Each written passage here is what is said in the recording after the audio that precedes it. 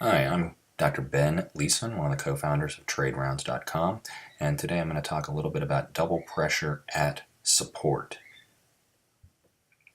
These materials are for educational purposes only.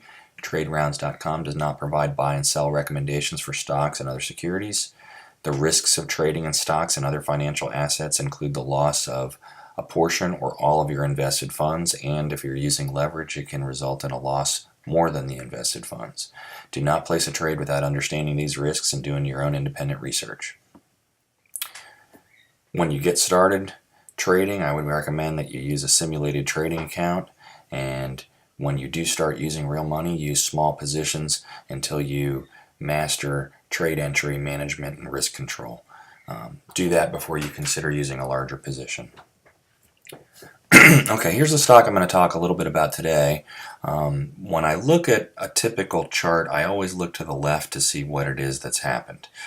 So going back in May, you can see a gap up, and it looks like it was a breakaway gap. The stock then formed a range and went back and forth, testing the gap once, coming back and testing this area, but not making it all the way down to support, and eventually coming back up to the top here and forming another gap up in this area at about $1,000 a share.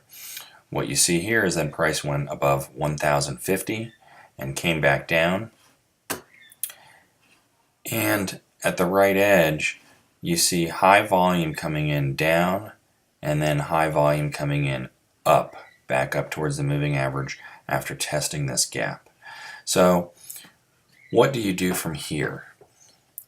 How do you trade on the right edge? And the question becomes, with this close in the middle of the bar, is it going to continue down, lower, and get back into this range? Or is it going to head higher towards the top part of this range and maybe even break out of this range? So let's see what happens next. So again, this is the highlighted area. You have this very high volume bar here. It broke above it there, and now it's testing the lower part of this range and the gap. It's pretty strong support, and you have volume down and volume up. Some double pressure. So what you see here is on the following day, the market confirms and closes up towards the high. This is where I would enter, with a stop down below this area here. Now, you could enter a target in this area up at resistance for target 1, or you can wait to see what happens and whether or not this forms a real breakout. Okay, it's dangerous to play the breakout here, and the reason why is because frequently you'll have something like this occur where it fails, or it's a real breakout, but then legitimately it can test this area here and still be an uptrend, as we see here. So this broke out but came back down to test this area of the breakout. So anybody that bought here and here is now underwater as it tests this area, but again, all indications make it look like this is going to go higher, but again, people will get stopped out because they got in and they chased the trade too late. At this point in time, I draw out some trend lines as it moves up away from this resistance, and this would have been another great entry area. You see this support here, and you see the narrowing of the price range, and as we expand here above these 3 days highs, you can see that the stock is poised to go higher.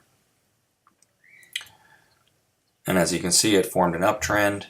Other areas that would be ideal to exit, you draw a parallel line here, and you could have exited here or in this area as the stock becomes overbought.